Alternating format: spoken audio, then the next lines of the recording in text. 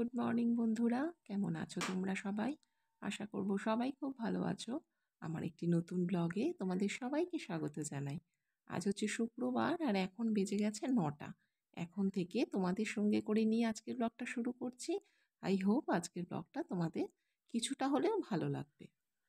এখন হলো স্নান করে পুজো দিয়ে এখন ব্রেকফাস্ট বানাতে বসবো। আজকে করব চাউমিন। তো এখন আমাদের জন্য করব, আর কিছুটা রেখে দেব, বিকেলবেলা নীলাদ্রি খাবে।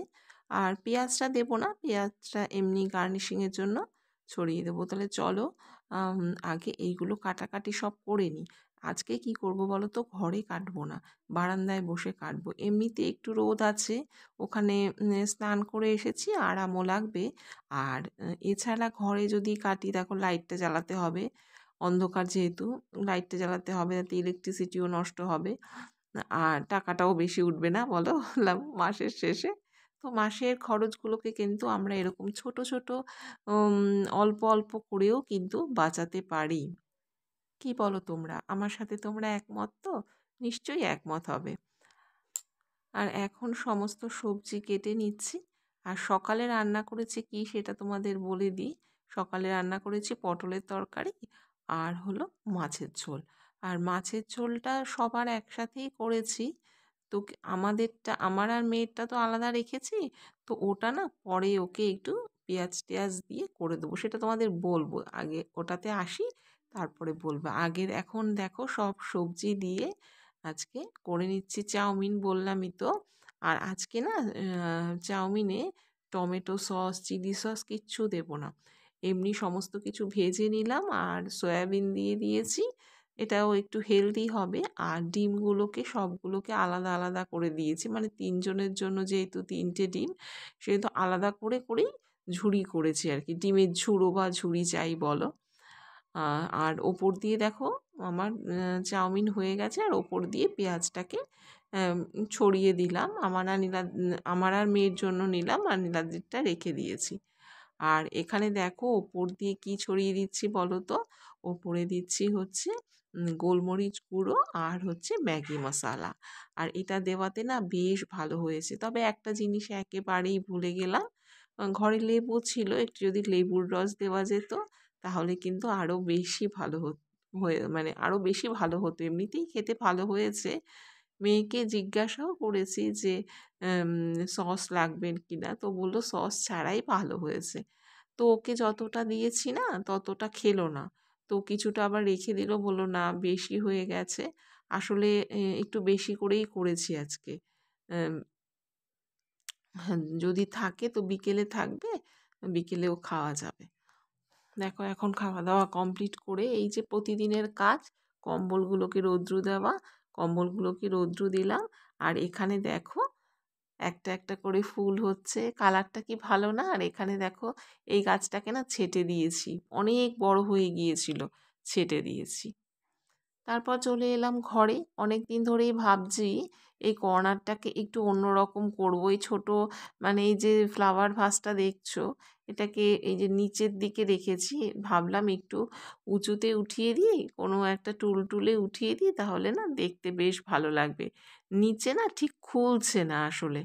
আর মানে যখন ছাড়ছি কত যে ধুলো, কতবার ধোবো বলো? এগুলো যদি ফুলগুলো বেশি বারে বারে ধুই তাহলে তো কালারগুলো নষ্ট হয়ে যাবে। আর আমাদের ঘরে যা ধুলো, বাপরে বাপ, যখন ঝাড়ছি মানে কি যে ধুলো, তোমরা দেখতে পেয়েছো কিনা জানি না। যাই হোক, এখন দেখো এই কর্নারটাকেও একটু ভালো করে মুছে নিলাম। আসলে পিঁড়িটা ছিল, পিঁড়িটা তো উঠিয়ে বারে বারে নিচটা ঝাড় দেওয়া হয় না, ওই জায়গাটায় একটু ধুলো হয়ে রয়েছে। তো এখন এই যে টুলটা আছে, এই টুলটার মধ্যে এই কাপড়টা পেতে দিলাম। এটা আমার একটা চুড়িদারের পিস ছিল, খুব সুন্দর দেখতে। কিন্তু কি হচ্ছে বলো তো, মানে সুতোর কাজ করা তো, মানে সুতোর যে কালারগুলো আছে না, কালারগুলো উঠে যাচ্ছে। আজকে দেখলাম আমি, তো ভাবলাম, প্রথমে ভেবেছিলাম বানাতে দেব, তারপরে ভাবলাম দরকার নেই, শুধু শুধু বানাতে দিলে এতগুলো টাকা দিয়ে বানাবে, মানে যখন ধুতে যাব তখন কালারগুলো একদম সাদার মধ্যে বিচ্ছিরি হয়ে যাবে। তো দেখো এখানে বুদ্ধমশাইকে একটু বসিয়ে দিলাম, আর তার চারপাশে একটুখানি ফুল দিয়ে ডেকোরেট করে দিলাম। আর এই দেখো এখানে গাঁদা ফুল দিয়ে সাজিয়ে দিয়েছি। আর ওটা ওপরের যে ফ্লাওয়ারগুলো রয়েছে ওটার কালারটা আর গাঁদার কালারটা অনেকটা একরকম। মানে এটা বেশ ম্যাচ হয়ে গেছে, ভালোই লাগছে দেখতে। আমি কিন্তু ইচ্ছা করে করিনি, এটা হয়েই গেছে আসলে। তো চলো, এখন এগুলো সমস্ত হয়ে গেল। এখন আসল জায়গায় আমার ঢুকে যাই, রান্নাঘরে। এটা সাজিয়ে গুছিয়ে আমি একটু বারান্দায় গিয়েছিলাম, দেখলাম পাশে একটা বাড়িতে সেই ফটোশ্যুট হচ্ছে, একটা মেয়ের বিয়ে। তো পাশে বেশ অনেক সবাই হলুদ রঙের শাড়ি পরে ফটোশ্যুট করছে, কি ভালো লাগলো দেখতে। তো ভিডিও নিলাম না, কারণ ওরা আবার কি মনে করবে না করবে, সব জায়গায় তো ভিডিওটা নেওয়াটা ঠিক যায় না। তো নিলাম না, কিন্তু আমার বেশ ভালো লাগছিল। ওখানে বেশ অনেকক্ষণ সময় চলে গেছে, ওরা কি করছে আমি দেখলাম। মানে মেয়েটার বিয়ে তো, সব বান্ধবী টান্ধবী নিয়ে সব হলুদ শাড়ি পরে সমস্ত, মানে ফটোগ্রাফার এসে ফটো তুলছে, এত ভালো লাগছে দেখতে। আর এখন দেখো করব হচ্ছে সয়াবিনের তরকারি। সকালবেলা তো পটলের তরকারি করেছিলাম, মেয়ে তো ওটা খাবে না, তো নীলাদ্রির মতো করেই করেছি। আর এখন দেখো পেঁয়াজ রসুন আদা এগুলো দিয়ে সয়াবিনের তরকারিটা করব। সয়াবিনটাও একটু জলে মানে একটু ফুটিয়ে নিয়েছি, আর আলুগুলো সেদ্ধ করে নিয়েছিলাম। তো এখন দিয়ে দিলাম। আর কি করেছি বলো তো, সকালে তো মাছের ঝোল করেছি। মাছের ঝোল যেরকম মানে পাতলা করে হয় সেরকমই করেছি, তবে আমাদেরটার মধ্যে এখন একটু পেঁয়াজ রসুন আদা যেই পেস্টটা করেছি এটাকে একটু মিশিয়ে দেব, তাহলেই টেস্ট হয়ে যাবে। আলাদা করে আবার মানে নতুন করে আবার মাছের ঝোল করার দরকার নেই, ওই ঝোলটার মধ্যেই দিয়ে দেব পেঁয়াজ আদা রসুন। আমার মনে হয় ভালোই লাগবে খেতে। তো এখন সয়াবিনটাকে দেখো বেশ ভালো করে কষিয়ে নিয়েছি। সব একসাথেই বেটে নিয়েছিলাম, পেঁয়াজ আদা রসুন লঙ্কা সব একসাথেই, বেশ টমেটো এগুলো দিয়েছি। তো একটা মশলাতেই দুটোর কাজ কিন্তু হয়ে গেল। আর এখন সয়াবিনটা দেখো গা মাখা হয়ে এসছে, এবার এটাকে নামিয়ে ফেলবো। আর এই তো দেখো তোমাদের সাথে কথা বলতে বলতে সয়াবিনের তরকারি একদম রেডি হয়ে গেছে। তোমরা ভিডিওটা দেখতে দেখতে যারা এতটা পর্যন্ত এসেছো, আশা করব কিছুটা হলেও আমার ভিডিও তোমাদের ভালো লেগেছে। যদি আমার ভিডিও তোমাদের ভালো লাগে প্লিজ ভিডিওতে একটা লাইক করে দিও। আর যদি এরকম ভিডিও তোমরা দেখতে চাও তাহলে প্লিজ চ্যানেলটিকে সাবস্ক্রাইব করে আমার পাশে থেকো।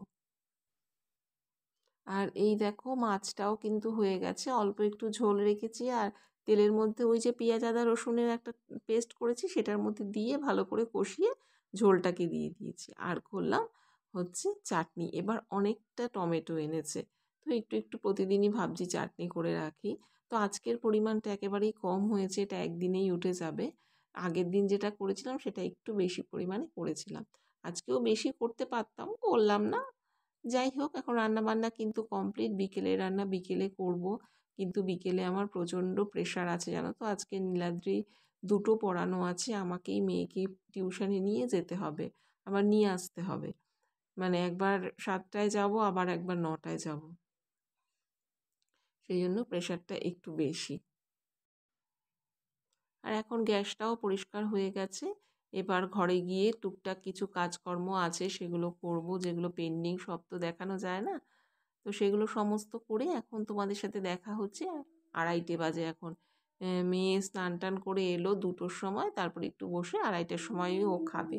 তো এখন দেখো এখানে ভাতটাও বেড়ে নিয়েছি, আর এখানে নিয়ে নিচ্ছি সয়াবিনের তরকারি, মাছের ঝোল। আর মাছের ঝোলটা না সত্যি জানো তো, এক তো হালকা পাতলা করে করেছি, মানে প্রথমে তো হালকা পাতলা করেছি, পরে একটুখানি পেঁয়াজ রসুন ওগুলো দিলাম, তাও হালকা করেই করেছি, সেটাও কিন্তু বেশ ভালোই হয়েছে। এই হলো আজকের আমাদের লাঞ্চ। তো চলো আজকের ভিডিওটা এখানেই শেষ করছি। তোমরা সবাই ভালো থেকো, সুস্থ থেকো, ধন্যবাদ।